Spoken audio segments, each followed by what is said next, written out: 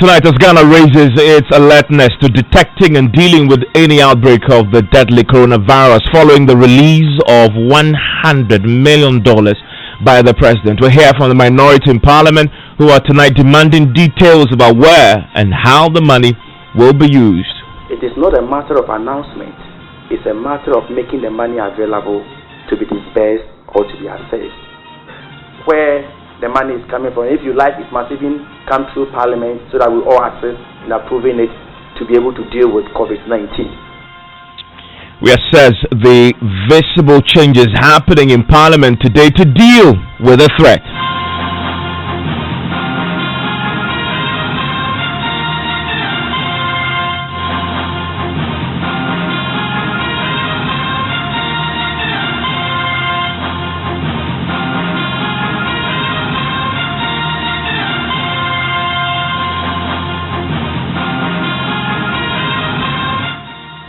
This is Top Story with Evans Mensah.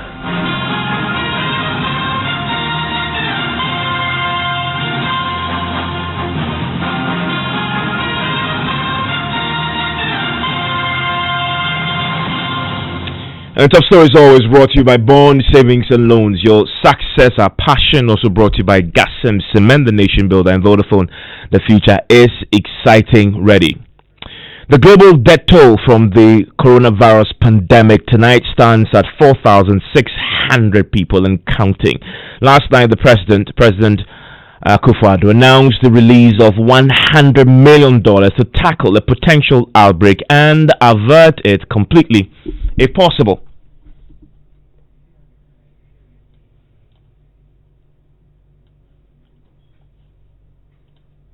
It is imperative that we step up our preparedness to ensure that beyond these initial satisfactory measures, we adopt a whole of Ghana approach in adequately preparing for a possible hit within our border. In order to do so, at my prompting, the Minister for Finance has made available the CD equivalent of 100 million United States dollars to enhance our coronavirus preparedness and response plan. That is to fund the expansion of infrastructure, purchase of materials and equipment, and public education. I have, as of yesterday, ordered the suspension of all international travels by public officials, except for critical assignments, which will have to be authorized by the Chief of Staff at the Office of the President. All public officials are to remain within the jurisdiction until further notice. And tonight, on the back of that national address, we are seeing a significant action at many of the state institutions tonight in an attempt to deal with this particular threat. We'll be in Parliament shortly, where there are visible signs of changes in the way you can access the Parliament House. We're seeing instructions and directives coming from the tourism sector and the tourism authority as well across the board. We'll be bringing you details of all that very shortly. But the minority has been addressing a press conference today on the back of the national address yesterday. They are focusing on the $100 million release of funds that the president announced yesterday. They are demanding further and better particulars, suggesting Parliament will need to approve that particular location, but they also want to find out where the money is coming from and how exactly it will be used. Listen to the minority spokesperson on health, Honorable Minta Kando. Those at the helms of affairs are paying lip service to COVID-19, which is rather dangerous. As I speak to you now, the World Health Organization has declared COVID-19 coronavirus as pandemic. This means that we are all at a risk. And therefore, there's a need for us to put pragmatic measures in place rather than paying lip service to this dangerous virus. If you recall, we started talking about high commitment from the presidency immediately this virus broke out.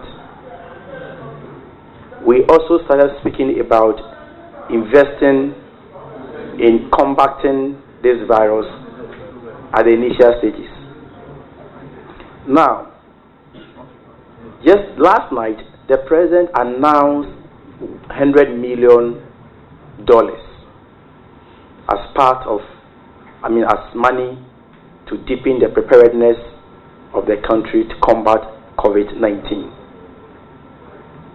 It is not a matter of announcement.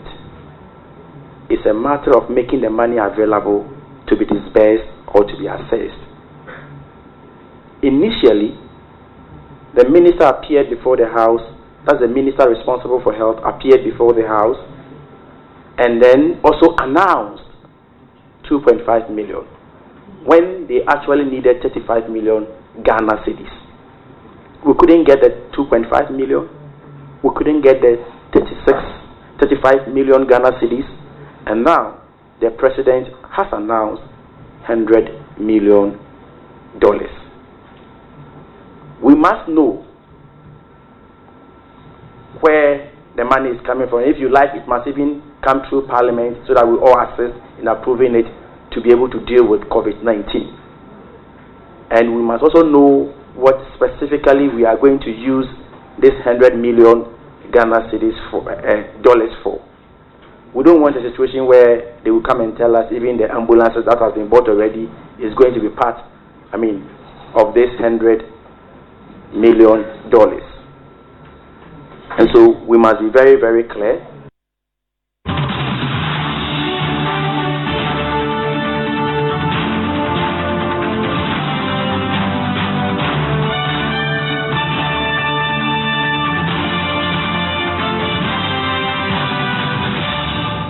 Let's attempt to get some answers. Thankfully, I've just been joined by the Information Minister, Kojo Oppong-Nkrumah. Mr. Oppong-Nkrumah, thank you for your time here on Top Story. Evans, thank you, and good evening to your listeners. I'm grateful that you could join us. Also joining me is the minority spokesperson on health, Mr. Kando. Thank you for joining me. You're welcome, my brother. Mr. Oppong-Nkrumah, so are there answers for the questions the minority has asked tonight? Where is the money coming from, and how will it be used? So first, unfortunately, I haven't followed all their questions, but to these two specific that you I cannot hear my the money is coming from... Unfortunately, forgive me, could you just a second? Mr. Kando, if you could just try and... I'll see if my colleagues can get you to listen in on this. Thank you, sir. Mr. Oppong-Nkrumah, please. Yes, the money of Central Government of Ghana resource allocation from the Consolidated Fund and some donor support from some of our donor partners. It is to be used for a number of things, including shoring up the surveillance mechanism that has already been put in place, particularly around our land borders, making logistics available for a possible hit and surge here in Ghana, public education, training of more health persons across the country in preparation for this. Briefly, this is the source and the utilization of funds. So just to recap, for training, detection, the issues with the borders, you probably have to buy more PPEs, regions for testing, so everything else that this requires. And I've heard also that the directive have gone for all regional hospitals and regional health directorates to have isolation centers and quarantine centers. Yes, all of which will cost money which is being funded from this pool. And the other question is, where's the money coming from? As I mentioned earlier, it's a combination of Central Government of Ghana and donor partner funding that is being made available for this battle ahead of us. I've heard the health minister mention before that the World Bank is committed or has already released some funds, correct? Yes. Do we know how much exactly? I don't have those exact returns on how much has been released by each of the donor partners that we are looking at, and even from the central government board. No, I don't. But the total is what has been earmarked to be about 100 million cedis, $100 million CD equivalent. Do you know how much from the consolidated fund we are contributing? Again, I don't have that split in front of me right now, but the lump sum figure is what I'm able to share with you, as the President mentioned. And on the figure that has been provided, the minority also raises the question about if this is coming from consolidated fund, then it requires parliamentary approval. Your reaction? I don't think that's correct. If it is an extra appropriation, then it will require parliamentary approval. If it is a virement of an already existent expenditure item, it will not require parliamentary approval. That will require executive approval. So you literally have to write to the Finance Ministry to ask to via the particular amount that was initially earmarked for X or Y or Z to be now used for a specific item under the coronavirus response program. So it's not necessarily the case. As we speak now, I do not have a brief that says there's going to be an extra appropriation that requires to go to Parliament. I don't have any such brief. The brief that I have is that this is GOG already appropriated funding, which is being allocated for this, and then you have funds from donor partners, some of which had already been appropriated for other programs, which is also now being front-loaded into the coronavirus response program. And if need be, that emergency funding be made available to replace it at the end. That will be dealt with as the year runs along. This $100 million, is it available already for the health professionals to access and spend? My understanding is that it is available as a resource. It has to go through the processes for accessing resources. For example, even as my ministry has been tasked with leading the public education exercise that the whole of last night and this morning we've been scrambling around, it does not mean that I will be given, whether it's 1 million or 2 million, in a bag to go. No, it will be released by warrant to the Controller and Accountant General. If we, for example, contract a media house to do advertising for us, that contract will now have to be processed on the gift miss, and a check will be written for them to receive their monies from Controller, as is done with all funding for contractors. So, yes, it is available as a resource. And what we are all doing is expediting efforts to access it for the various parts of our program. For example, for those who have to buy more PPE equipment for the isolation centers or the quarantine centers, whichever contractor is given that contract to supply, it will be set up on gift miss. The warrant will be issued, the check will be written to him as they go through that process. This is the normal process according to the Public Financial Management Act. It's what protects all of us in our dealings with money, and it is what we'll be following in this process as well. I'm grateful, Mr. Ponkrama. Just hold the line for me very briefly. I need to talk a bit more about the public education exercise which you are superintending. But I'll quickly bring in Mr. Akando. Mr. Akando, those are the answers to the questions you posed today. Are these satisfactory? Let me say good evening to you and your listeners. And as the minister himself has admitted, I think that he needs to go and come back again because he hasn't gotten answers for a lot of the questions that we have posed. Evans, we raise these questions because there are several occasions where government will come and announce monies and you can never access these monies. He made mention of the fact that these monies are coming from donor partners, consolidated funds, and yes. And then you even brought in the issue of the World Bank. Initially, on the floor of the House, as you recall, the minister responsible for health indicated that they were waiting on the World Bank. But we are told today by the minister that we are drawing some funds from the consolidated fund. No problem. And he also makes the point that if he said, already appropriated, they don't need to come through Parliament again. And that he makes the point that, yes, the amount that is going to be used as part of this $100 million has already been appropriated for, has been allocated for a specific item. We need to know which items they are going to waive, which expenditure they are going to waive, which are already existing expenditure they are going to waive. For that matter, they are going to pump that money as part of the $100 million US dollars. That's number one. Number two, we need to know the specific amount, what World Bank is giving, what is being drawn from the consolidated fund, what the donor partners are also bringing. We need to know. Government must be transparent. Government must be accountable to all of us. We need to know. It's not a matter of just mentioning it and running away with all the the doubts around it. Again, one very, very important thing that I think that I keep saying, and government must also learn something from it, is that this particular pandemic is an emergency situation, and we cannot afford to be moving at our own pace.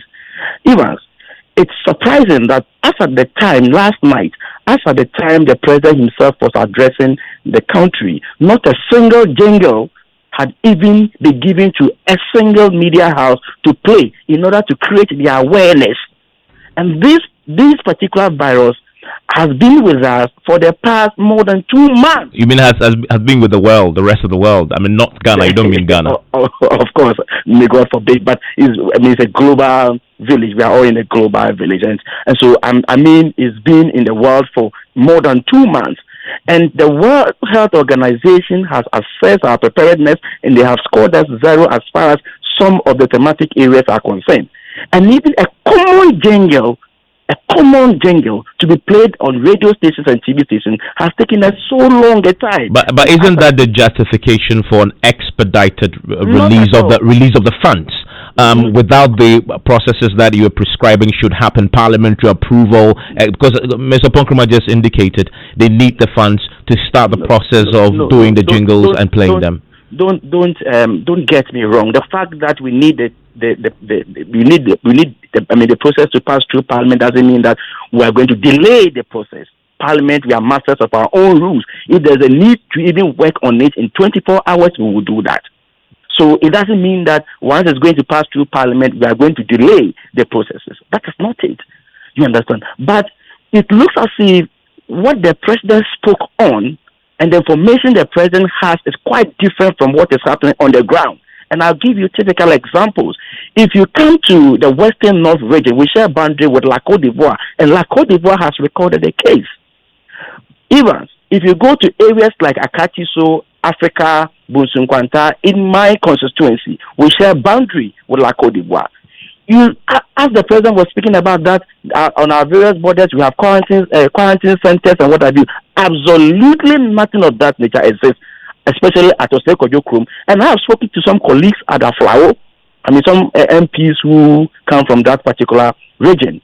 And they also tell me, you understand, recently, just last week, Evans, you recall, the lady who came from USA, when he visited Kolebu, the fear and panic in the system alone tells you that all is not well with our preparedness. Subsequent to that particular story, there have been changes at Kolebu. In fact, the Deputy Minister announced a few days back that now there's mass screening at Kolebu. If you walk in Kolebu on your well, you will be screened.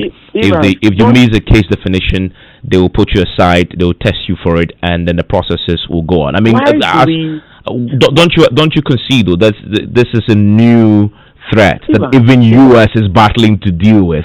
UK, countries that are far more advanced in wealth, in health infrastructure, are struggling to come to terms with it. Let more a small poor country like Ghana. You see, if we put up some effort, and even for example, when the preparedness of Ghana was assessed and they scored as 0% as far as case management is concerned, you don't say because we are a poor country or a developing country we need to score 0. You don't do that. You can't say that. At least make an effort. If you make the effort and even score 60 or 70%, at least it could be understandable. Even, for example, when the minister appeared on the floor of the House and mentioned 2.5 million Ghana cedis, the cheapest that could have happened, and that we were even told at the committee level that they were even going to engage, they were going to do sensitization. As I speak to you now, ask yourself if that has been done. Okay, so let me put that question about the public. Let me conclude by saying that, you see, they should stop talking and let the work that is being done speak for itself. But isn't there the tricky part? You cannot deal with coronavirus without talking. In fact, talking is the number one thing. You yourself had talked about it, the public education exercise. Of course. If you are talking about education, the talking as in, telling the people what you have done, of which in actual fact you haven't done. I'm not talking about the education bit. Okay. That's not what I'm talking Let about. me bring in Mr. Ponkruma. Mr. Ponkruma, on the public education exercise, and it's touched on it, that as of now, we still don't have at least a single jingle out there playing on this very deadly virus that is tonight playing 4,600. Because of the limited time, let me backtrack. First of all, the president has never said that there are quarantine centers at our borders. He has never said that. What we have at our borders are surveillance and monitoring systems. So they don't quarantine you at the borders. There's a surveillance and monitoring system that captures your data when you are coming in. If you show signs, then we proceed to pick a sample and proceed to test at Noguchi. And if you have to be quarantined or put in an isolation center, that becomes the next level. We've not had to do that because our monitoring and surveillance system, as is screening all of these persons, is not showing persons who have to be quarantined. Those that samples have been picked after they have been put in isolation centers, they have turned out to be negative. I respect the Honorable Akando's desire to ensure that Ghana succeeds in this enterprise. But while doing that, I think we have to be very clear and very factual. It is because we need to ensure that some of the outstanding items are dealt with that the president has instructed the minister responsible for finance to make this extra funding available so that where there are gaps, we are able to close those gaps and provide whether it's PPE, equipment, or public education, etc. For example, he knows about the EOC. The EOC under the Ghana Health Service has been handling this matter so far as a public health emergency or a potential public health emergency. It hasn't even hit our shores yet. But we have, because of the monitoring and the daily briefs, reached a point where we think it should be escalated to a national level. That is why we have been brought in to now pick it up and ensure that the public education that you were hoping to hear through the EOC and the risk communication team that you haven't heard so far, we can quicken efforts so that over this weekend and early next week, the public education engagement of the citizenry begins to pick up. Today I've been on the phone and the radio across stations throughout as we're beginning to whip up and kick up a bit more education. So we all want the same thing for Ghana. I think what we should do is to continuously collaborate on it and support the good parts that is happening. Touch wood, we don't want to see any episode here in Ghana, but we have to prepare that if anything happens, we can contain it. I think that if we focus on that, focus on the facts, we'll notice that Ghana's current level of preparedness is applauded even in other parts of the world. What we have to do is to not to get complacent and to build on it. But let us not make this one of the usual matters where opposition says nothing good is happening, government says everything good is happening. No, let's work together and make sure that Ghana wins on this enterprise. When can we expect to have the first public education materials? Signed them off today. We have signed them off today. We've had to run some within about 24 hours. We've signed some off this evening. My expectation is that worst case by Saturday morning, we should start hearing public communication items going out there. The Information Services Department have been in meetings with them throughout. They are going to start from next week doing their training of trainers, and then hopefully before the end of next week across the 260 districts, get on the ground in markets, in churches, in mosques, in chiefs' palaces, get the message out there that this is the disease, this is how we can all prevent it. And while I have some 2 minutes, let me encourage your listeners, do well to wash your hands with soap as often as possible. Use alcohol-based hand sanitizers as often as possible. Avoid handshakes and close body contact. Mr. Ponkruma, I'm grateful. Mr. Akando, I know there are disagreements on this issue. Let me, yes. Just a second. I know there are disagreements. Just a second. With all respect. No, I'll come to you. Don't worry about that. I mean, just on the subject of, I know there are disagreements, but I also know that there's something all sides agree on, which is the need for public education. And I think each time we speak on coronavirus, no matter the disagreement, we have to spend some time to do that, and also use Parliament and the radio. So Mr. Ponkruma just did that when he wrapped up. I need you to do that for me also as we wrap up. Oh yeah, I think that as he has already indicated, we need to wash our hands regularly, use alcohol-based sanitizers. We also need to watch how we cough in order not to, not for particles from our coughs to travel far from us. We also need to watch our travels. If you think that the travel is not exceedingly necessary, you can avoid that particular trip. You have to do so. And so we also need to be each other's keeper. And if you are staying with somebody in the same house and the person is, exhibiting symptoms of coronavirus, as has already been, announced, that you will experience high temperature, fever, and what have you. It's also one of the respiratory diseases. And so all these symptoms put together, if you are staying with somebody in the same house and you also witness some of these symptoms, you can assist the person to move to the nearest center. Or they have been, I don't have those numbers here in front of me now. There are some telephone numbers you can also call for assistance. I think that we all need to do that in order to help to prevent this particular disease from coming to Ghana. But if I may also add, he raised a couple of issues that I may want to also address. Number one, he made mention of the fact that the president never spoke about quarantine centers at the borders.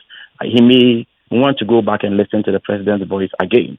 And secondly, isolation centers, as has been described by experts when we met them, indicate that we need to have a venue or a room with a negative pressure. I don't know where we have it in this country. Even if that will not be made known to the public, at least the Parliamentary Select Committee on Health, we are major stakeholders when it comes to the health sector, and we must know so that we can put government on its toes. And again, there are critical questions that we must ask ourselves, and that is why we always keep saying that there's a need to complete the abandoned health facilities. As we speak, have you heard Bank of Ghana Hospital in this conversation? Couldn't it be of good help? Have you heard University of Ghana Medical Center in this? And all the hospitals that has been mentioned so far, the University of Ghana Medical Center is placed above all these health facilities. Why?